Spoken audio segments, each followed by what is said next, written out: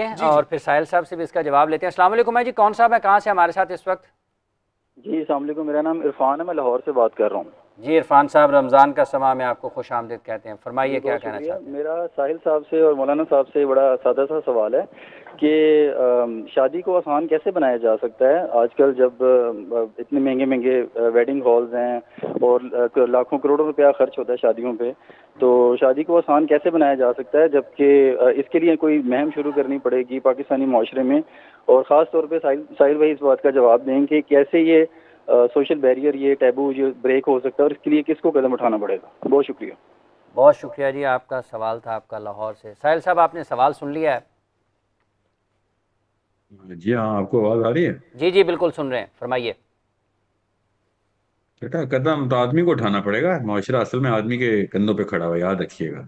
कदम की जब भी बात करेंगे आदमी के जिम्मे आएगी बात। तो लड़कों की बात है, इस वक्त आप मर्द हैं, आपके ऊपर जिम्मा लेना पड़ेगा। आप जब तक आप नहीं अपनी डिमांड लिस्ट ड्रॉप करते तब तक शादी सस्ती नहीं होगी। औरत को नहीं आप यहाँ पे आप कसूरवार ठहरा सकते। ये दो नंबर आदमियों ने ये दो नंबरी की हुई है कि जो एक शादी के करोड़ों रुपए लग गए और सब कवारे बैठे हुए, खुद भी बैठा हुआ है। ये वो लड़का है जो अपने बाप को, अपनी माँ को नहीं पता कर सकता कि आप क्यों इतनी बड़ी बड़ी लिस्टें लगा के बैठ गए हैं। किन लोगों को खुश करते हैं अल्लाह के अलावा। ठीक है। सूरह निसा में अल्लाह ताला ने बताया कि इंसान की नफ्सियात के बारे में कि क्यों कि ये लोग, अभी इस कॉन्टेक्स्ट में नहीं, मैं नफ्सियात बता रहा हूं कि ऐसे लोगों से डरते हो जैसे कि अल्लाह से डरने का हक है। और इसके आगे क्या सीगा अल्लाह ने लगाया कि उससे भी ज्यादा डरते हैं। अल्लाह से भी डरने का हक है जितना कि ये इंसानों से डर जाते हैं अल्लाह। कि लोग ना कुछ कह दे हमें। ये है वो मर्द की कमजोरी। औरतों का मत कहाँ पे कसूरवार ठहराए। मुसलमान मर्द के कंधों में माशरा खड़ा होता है, याद रखिएगा। ये जो आपने जो मामला बताया ना, शादी को आसान कैसे करें, तो फिर आप उन मर्दों का वेट करें कि जिन्होंने बहुत ही महंगी कर देनी है, उसके बाद लड़की वाले मजबूरन फिर सस्ती शादियों पे ऊपर उतरेंगे। तो फिर अगली 2-3 नस्लें तो लगाएं। इतनी जल्दी तो नहीं बढ़ रहा है ये रेट। तो या फिर आप लीडरशिप में आए और आप खुद पहला फैसला करें। आप खुद भी तो सोचें, आप अपने अंदर झांके। आपकी डिमांड लिस्ट भी तो है ना, वो भी डिमांड लिस्ट हाई मेंटेनेंस है। हाई मेंटेनेंस में ऐसे काम तो नहीं होगा। अगर आपने वाकई में ये दोनों लफ्ज इकट्ठे इस्तेमाल कर दिए हैं जिसमें शादी और आसानी है, तो फिर ये दोनों काम मिलते हैं तभी जब एक आदमी की ताकत इस्तेमाल होती है। इधर के मर्द फैसला करेगा, इधर मुसलमान मर्द उसूलों के ऊपर किसी भी किस्म की और डस्ट नहीं आने देता। ये डस्ट जो है ना, ये है हमारा मुआशरा। सो आप इस्लाम को, अगर इस्लाम की, मैं आपको एक वाकया सुनाता हूँ, आपको पता चले। निकाह अब्दुल रहमान बिन औफ, नबी इस्लाम को मदीने में गली में इनका आपस में मुलाकात हुई तो नबी इस्लाम ने इरशाद फरमाया, ओ अब्दुल रहमान, तेरी एक कुर्ते पे क्या लगा हुआ है, ऑरेंज कलर का दाग सा था। उन्होंने कहा, यार रसूलुल्लाह, कल निकाह कर लिया था, खाने की दावत थी तो उस पे ये खाना हजरत खाते हुए लगा। जाबिर थे सॉरी, या अब्दुल रहमान थे? अब्दुल रहमान बिन औफ से हिजरत के बाद। जाबिर बिन अब्दुल्लाह को तो नबी इस्लाम ने खुद निकाह के लिए ये आ, देखिएगा जरा इसको। देखूंगा मैं। अच्छा किया आपने, क्योंकि जाबिर और अब्दुल्ला के जो हो सकता है गलती हो सकती है दोनों साहबी में से। बहरहाल मकसद ये है कि अब्दुल रहमान बिन औफ ने कहा, या जब जाबिर थे, उन्होंने कहा कि या रसूलुल्लाह, मैंने निकाह कर ली। नबी इस्लाम ने शाह फरमाया, तो फिर वलीमा जरूर कर लीजिए। वलीमा जरूर कर लीजिए, मतलब कि शादी निकाह जो है ना, उस पे नबी इस्लाम को मदीने में नहीं पता था कि जाबिर या अब्दुल्ला का निकाह हो गया, अब्दुल रहमान का। तो क्यों, क्या मकसद क्या है इस कहानी का, आपको जो सुनाया है ये पूरा वाकया, कि हमने जो निकाह को ये ढिंडोरा बनाया ना, वो वो खर्चे तो करवाएगा फिर। और वो ढिंडोरा होता तो चलो मैं मान लेता जी, लोगों को बताना जरूरी है, मगर लोगों को बताना जरूरी तक नहीं रखा हुआ हमने। लोगों को दिखाना जरूरी है के ऊपर कर दी। तो ये कौन दिखाता है? तो और जो मर्द इसके जेहन में आए ना कि नहीं ये औरतों ने बहुत कुछ किया है, वो मर्द अभी तक मर्दानगी को पहुंचा ही नहीं है, जो औरतों के ऊपर ब्लेम डालने वाला मर्द। सो ये डिसीजन बेटा आपको खुद लेना पड़ेगा। जिन्होंने सवाल किए, ये निकाह आपको खुद करने पड़ेंगे ऐसे जिसमें मिसालें कायम हों कि कोई खर्चा नहीं हुआ, और स्पेशली लड़की वालों पे तो खर्चा आने ही नहीं दिया इन्होंने। बिल्कुल ठीक है। ठीक आप है, क्या ये बहुत कहेंगे जरूरी सवाल है के कि जवाब? आपको देखें, पता हो। निकाह जो है ना, ये बुनियादी तौर पर बकाए नस्ल इंसानी का एक बहुत बड़ा ज़रिया है। और ये वो एक पाक दामनी वाला है कि जिससे आगे नस्ल इंसानी चलती है। और हुज़ूर नबी करीम सल्लल्लाहु अलैहि वसल्लम की मुबारक सुन्नत है।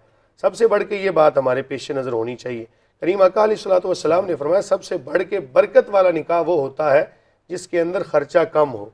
तो आज हमने तो खुद नुमाई के ऐसे ऐसे मामला जनाब शुरू कर लिए हैं, यकीनन वही निकाह कामयाब होता है जिसके अंदर अखराजात कम किए जाएँ।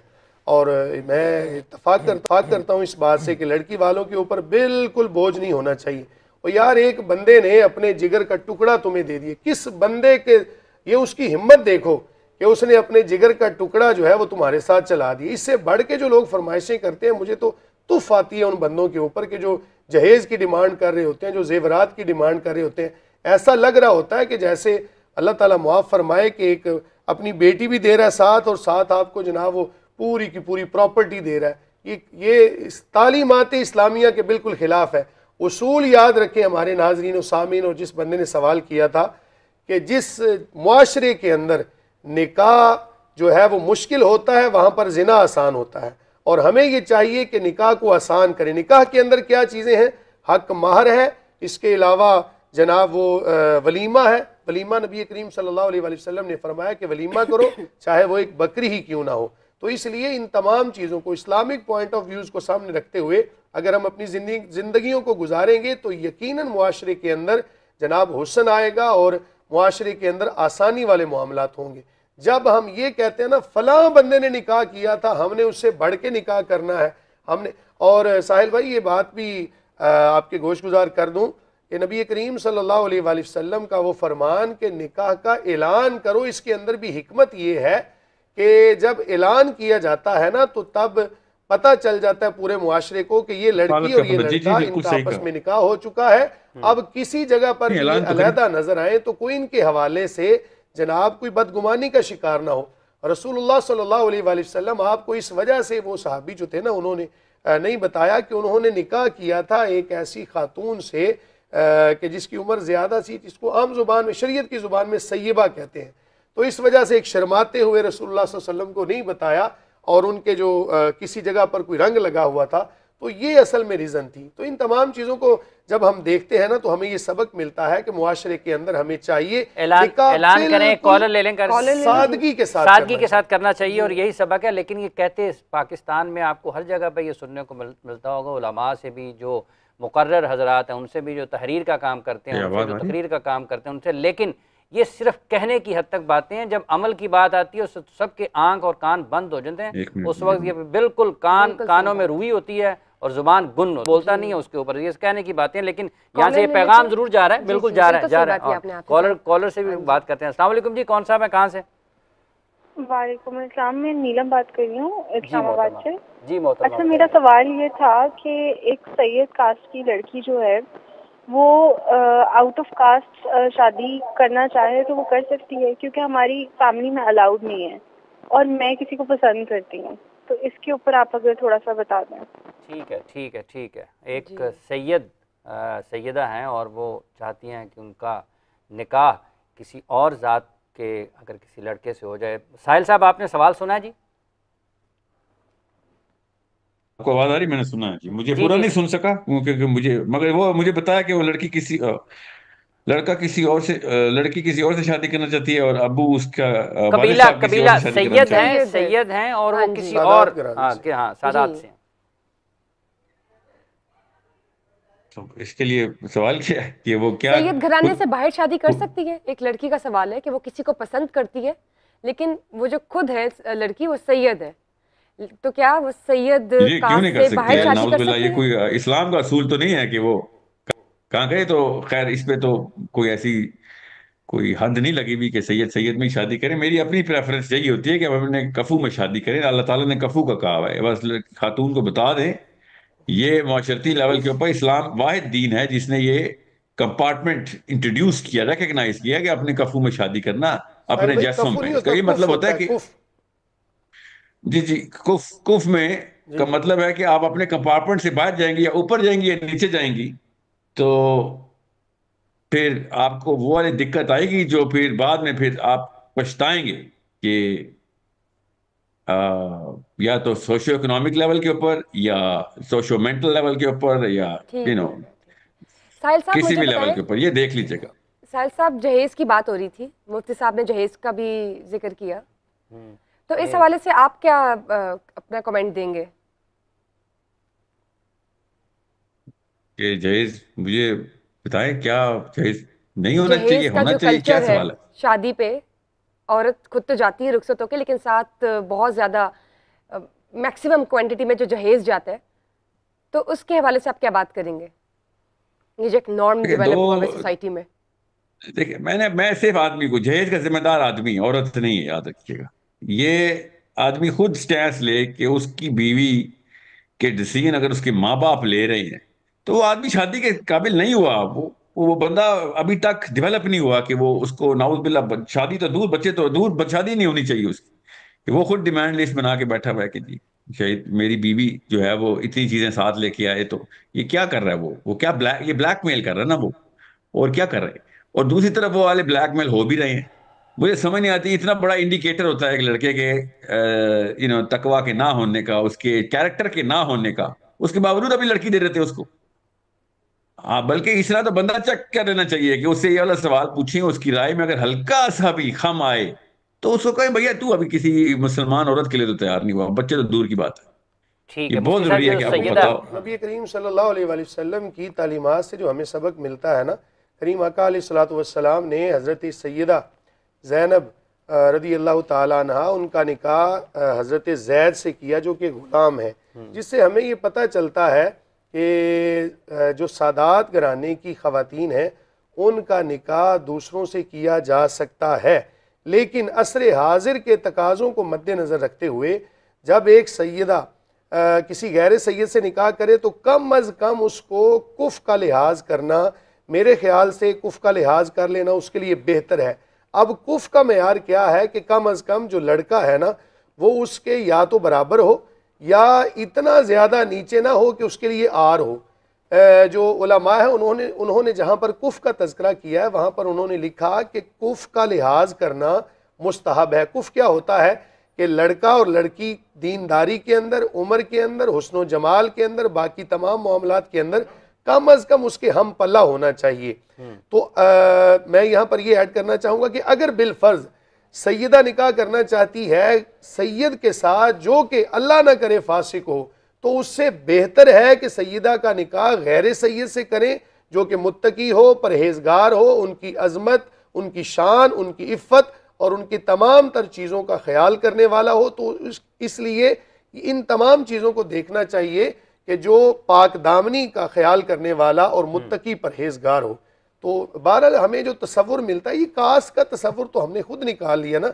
नबी करीम सल्लल्लाहु अलैहि वसल्लम के घराने की शान बहुत बुलंद है, बहुत आला है, उसका ख्याल रखना सही। मैं यहाँ पर यह मसला भी बयान कर दूँ कि सैयद अगर अल्लाह ना करे फासिक भी हो, गुनाहगार भी हो, तब भी अवाम के ऊपर उसका अदब और लिहाज करना ये लाजिम होना चाहिए। ठीक, अच्छा जी, यार जब बात कर रहे हैं हम तो फ़िज़ा साहिबा तशरीफ़ फरमाया, आपने इतनी अच्छी गुफ्तगू सुनी है।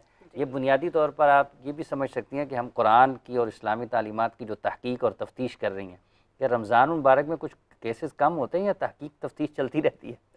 नहीं, रमज़ान और मुबारक में बल्कि शायद आप देखें कि ज़्यादा ये चीज़ इन्हेंस हो जाती है, क्राइम भी बढ़ जाता है, क्राइम रेट बढ़ जाता है, क्राइम रेट भी बढ़ जाता है। जैसे सब्जियों के और फलों के रेट बढ़ जाते हैं ना, इस तरह क्राइम का रेट भी हम क्योंकि ज़्यादा करने वालों को शैतान आज़ाद रहता है। बिल्कुल जी। तो क्योंकि देखें वो बात भी वही आ जाती है ना कि जब हम मुसलमान तो जिस लिहाज से हैं वो हम सबको ही पता है, तो जब सब्जियों के रेट और फलों के रेट पे हम कंट्रोल नहीं कर सकते तो क्राइम के रेट भी जो हैं वो कंट्रोल नहीं किस किस्म के क्राइम आपको ज़्यादा परसेंटेज में नज़र आते हैं? Street crime. और हमारा 30 दिनों का रमज़ान है वैसे देखा जाए तो। देखें बेसिकली बात को मैं उसी कनेक्टिविटी के साथ आगे बढ़ाना चाहूँगी कि क्राइम का जो हमारा कनेक्शन जाके मिलता है वो दीन से दूरी है। बेसिकली दीन से दूरी, जब हम अपने मज़हब से दूर हैं, अच्छाई और बुराई की हमें पहचान नहीं होगी या हम अपने बच्चों की ब्रॉटअप नहीं कर पाएंगे, अच्छी तरबियत नहीं दे पाएंगे, खैर और शर के बारे में बता नहीं पाएंगे, तो इसमें फिर हमारी जो नई नस्ल है, जनरेशन है, वो इसी तरह बेराह रवी का शिकार होती है। वो बेराह रवी फिर उनको अल्टीमेटली जो है वो जराइम की दुनिया में धकेलती है। तो जब भी आप जुदा हो दीन सियासत से तो रह जाती है चंगेज़ी। तो ये चीज़ें सारी कि हर चीज़ में हमारा जो है ये इस्लाम ये पूरा एक लाइफ का कोड है ये पूरा एक ज़ाब्ता निज़ाम है, है, एक बिल्कुल सही ज़ाब्ता बात है, ये पूरा एक पैटर्न है कि जो आपको हर मुकम्मल तालीम मुकम्मल देता है, हर शोबे टॉपिक पे, ज़िंदगी के हर तमाम फील्ड पे, शोबों का अहाता बिल्कुल। करता है। जहाँ से भी आप दीन को छोड़ते हैं वहीं बेहरारवी का शिकार हो तो जाते हैं। मुझे ये बताइए CIA में आने का कैसे इरादा किया आपने? And now you are first lady inspector माशाल्लाह, जी। जो कि एक बहुत ही एजाज की बात है पाकिस्तान के लिए तो। Thank you so much. डरते भी होंगे लोग। I don't think so. I don't think so. Basically police में आना एक इटसेल्फ एक बड़ा एडवेंचरस था। आई तो मैं बाय चॉइस, मतलब आप कह सकते बाय चांस थी, बाय चॉइस नहीं, बाय चांस मेरी इसमें के वैकेंसीज चूँकि आई थी पब्लिक सर्विस कमीशन की, और मैंने अप्लाई किया और माय लक के मैं फर्स्ट अटेम्प्ट में मेरी सिलेक्शन हो गई। खैर सर्विंग करते करते डिपार्टमेंट में काफ़ी बाकी यूनिट्स में भी सर्व किया, जेंडर क्राइम सेल में भी सर्व किया, इंचार्ज इन्वेस्टिगेशन के तौर पे भी पुलिस स्टेशंस में अपनी सर्विंग करती रही, एडिशनल SHOs के तौर पे भी। तो अभी तकरीबन ये कि फिर कुछ ऐसा मुझे ऐसे कुछ इनर आप कह सकते हैं कि फील हुआ कि मुझे कुछ करना चाहिए। यस, तो उसमें भी मैंने अपने सीनियर्स से बात की कि मुझे CIA में जाना है, और CIA एक स्पेसिफिकली एक मेल डिपार्टमेंट है कि वो मखसूस है मर्दों के लिए। तो सीनियर्स ऑफिसर ने थोड़ा सा फील किया, उन्होंने मुझसे पूछा कि आप पे कोई प्रेशर तो नहीं है, आप अपनी मर्जी से जाना चाहती हैं? मैंने कहा जी मैं अपनी मर्जी से जाना चाहती हूँ। फीमेल्स का होना इस हाँ, डिपार्टमेंट। तो लेकिन मैं अपने सीनियर्स ऑफिसर्स की भी थैंकफुल हूँ कि उन्होंने मुझ पर ट्रस्ट किया। ट्रस्ट करके तो उन्होंने मुझे फिर CIA में मेरी पोस्टिंग की, और जब मैं CIA में गई तो CIA की फैमिली ने, CIA के स्टाफ ने मुझे बड़ा अच्छा वेलकम किया कि ऑल्दो कि वहाँ पे कोई मुझसे पहले खातून इंस्पेक्टर जो थी पोस्टेड नहीं हुई थी, उनके लिए भी ये बड़ा एक यूनिक एक्सपीरियंस था। मुझे हर जगह हर कदम पे सपोर्ट मिली, मुझे कॉपरेशन मिली, मुझे गाइडलाइन मिली, मुझे प्रॉपर गाइड किया कि आपने किस किस तरह से वर्किंग करनी है। तो ये फिर बिल्कुल एक कोलैबोरेशन के साथ और कॉपरेशन के CIA साथ। में कितने अरसे से हैं आप? More than 1 year. अच्छा माशाल्लाह। तो मुझे कहता है CIA तो जैसे कहते हैं ना क्रूशियल सी जॉब है, और रिस्पॉन्सिबिलिटीज बहुत ज़्यादा होती है, चैलेंजेस भी होते हैं, खतरा बहुत ज़्यादा होता है, हीनियस क्राइम्स होते हैं, तो वो इतने मतलब सर्टेन डीप लेवल की जो केस स्टडीज आती होंगी रोज़ की रोज़, उसको आप कैसे डील करती हैं? बेसिकली जो CIA एज यू से कि ये हीनियस क्राइम को डील करता है CIA। इसमें हीनियस और क्रूशियल किस्म के जो क्राइम एंड क्रिमिनल और हैबिचुअल क्रिमिनल को है जो बड़े बड़े जो आदि मुजरिम है, हाँ जी बिल्कुल, उनको फिर CIA जो है वो इन्वेस्टिगेट करती है। तो मुझे मैं बता रही हूँ कि चूँकि मुझे सपोर्ट बहुत मिला, उसमें मुझे गाइडलाइन बहुत मिली। कहाँ से? अपने डिपार्टमेंट से, अपने कॉलीग्स से, CIA की फैमिली से, घर से। ऑब्वियसली देखें, घर की सपोर्ट के बगैर कोई खातून कामयाब नहीं हो सकती। अगर कोई बाप अपनी बच्चियों को इतना कॉन्फिडेंस ना दे तो कोई बेटी जो है वो किसी शोबे में भी, किसी भी जगह पे, लाइफ में भी, चाहे वो हाउसवाइफ ही क्यों ना हो, एक आम जिंदगी भी क्यों ना गुजार रही हो, जब तक घर वालों का सपोर्ट नहीं है कोई खातून कामयाब नहीं हो सकती। तो बिल्कुल इसी तरह मुझे फादर का, भाई का, फिर अब हस्बैंड का सपोर्ट है, फैमिली का सपोर्ट है, तो फिर ये पॉसिबल होता है। क्योंकि पुलिस की जो एक फील्ड है इसमें हम 9 to 5 हमारी जॉब नहीं है, ये 24/7 की जॉब है। इसमें हम बाउंड हैं 24/7 के, और किसी पॉइंट पे हम ये नहीं कर सकते कि जी अब हमारा जी खाता बंद और अब हम बैग उठाया और जा रहे हैं, नहीं। अगर कोई केस आएगा, कोई एप्लीकेशन आएगी, कोई वर्क करना होगा तो वी हैव टू बाउंड, हमने करना है। वो संडे को भी करना है, और ईद पे भी करना है, वो शबरात पे भी करना है, वो 14 अगस्त को भी करना है। वो यानी आपकी जो जॉब है वो 24/7 वाली होगी। बिल्कुल 24/7 वाली जॉब है, और बिल्कुल ड्यूटीज परफॉर्म की हैं। ईद वाले दिन भी ड्यूटीज बहुत से मौक़ों पे परफॉर्म की हैं कि जब बाकी सब जैसे आप या बाकी हमारे जो सोसाइटी के मेंबर हैं वो अपने फैमिली मेंबर्स के साथ ईद को सेलिब्रेट कर रहे होते हैं, तो हम लोग जो पुलिस वाले हैं वो अपने बच्चों को छोड़ के तो हम ईद की नमाज पढ़ा रहे होते हैं, हम सिक्योरिटी ड्यूटी कर रहे होते हैं, हम ट्रैफिक की ड्यूटी परफॉर्म कर रहे होते हैं। Being a female to step up into such ये जो हमारे field is amazing, great। मजहबी त्यौहार हैं, क्या ये जो जराइम पेशा लोग हैं इन पर कोई असर पड़ता है इसका? मैं थोड़ी सी बात वही की है कि अब एक चीज़ में खलल आ गया, एक जगह पे खराबी पैदा हो गई, उसका फिर मजहब से कोई ताल्लुक नहीं रहता, उसका किसी इवेंट से शायद ज़्यादा क्रिएट हो जाता है।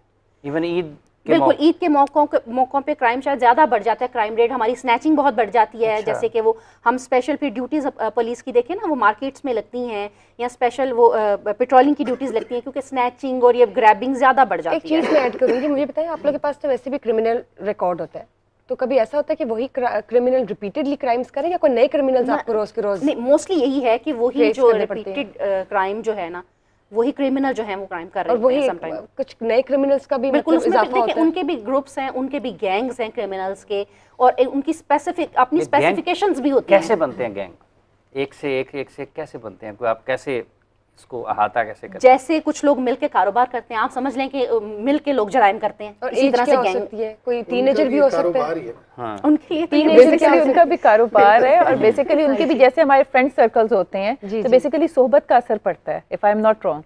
तो वो जब सोहबत जो जिसकी बहुत बुराई की सोहबत वो तो होती है, तो फिर वो लाइक माइंडेड लोग इकट्ठे हो जाते हैं, तो वो जुराइम को ऐसा Company business makes the man करते हैं वो। perfect। दो ये तो चीज़ें वही बहुत वाली बात इंपॉर्टेंट है। एक इन्होंने बात की सोहबत की, दूसरा मैं कहना चाहूँगी कि हमारे घरों में अब तरबियत नहीं हो रही, बच्चों की तरबियत का फुकदान है। हमने अपने बच्चों को, मतलब बीइंग सोसाइटी मेंबर मैं देखूं तो बिल्कुल वो छोड़ दिया है हमने, बिल्कुल वक्त के धारे पे गो विद फ्लो का वो मोटो लेके, तो उनको डांट डपट नहीं है, कुछ नहीं है बच्चों के साथ, अच्छाई बुराई की। जब पेरेंट्स अपने बच्चों की तरबियत नहीं करेंगे तो बाहर जो मुआशरा फिर जिस तरह से मिलेगा, उनको जिन हाथों से लेगा, फिर वो आप सबके सामने है। कंपनी का भी हो जाता है ना कि अगर बच्चे गलत कंपनी में, Family एक दोस्त plus ऐसा मिल company। जाए तो वो फिर आपको या तो अच्छी बिल्कुल, जगह दोस्त लगाएगा भी या तो तो किसी आपको तरह खराब हुआ ना, ये भी तो तो वही बड़ा वाली बात मसला है कि घर की जो तरबियत है ना, जो माँ का काम है, जी, जी, वहाँ बिल्कुल। पे माँ और बाप जो हैं वो बच्चों पे ध्यान नहीं दे रहे, वो एक दूसरे के अंदर नुक्स निकालने में ज्यादा अच्छा, ध्यान दे रहे हैं, जो हम इनकी थोड़ी देर पहले रिहैब का बात कोई कर रहे हैं। बिल्कुल, है बिल्कुल। पुलिस ने किया हुआ कि अगर जराइम आप मुजरिमों को पकड़ते हैं वो तो एक पहलू है, कैसे उनको वापस लाना? लोग आते भी हैं वापस या नहीं आते हैं? रिहैब देखें, यहाँ से तो पुलिस का काम है कि उन्हें जेल भेज देना, फिर जेल में डिफरेंट वो बने हैं रिहैब के लिए, वहाँ पे उनको सिखाया भी जाता है, डिफरेंट उन्हें हुनर सिखाए हुनर जाते दिखाना। हैं, उन्हें एजुकेशन भी दी जाती है, उन्हें अलाउ है, जो चेंज होना चाहे उसके लिए बहुत रास्ते एक कॉल हैं। ले लीजिए।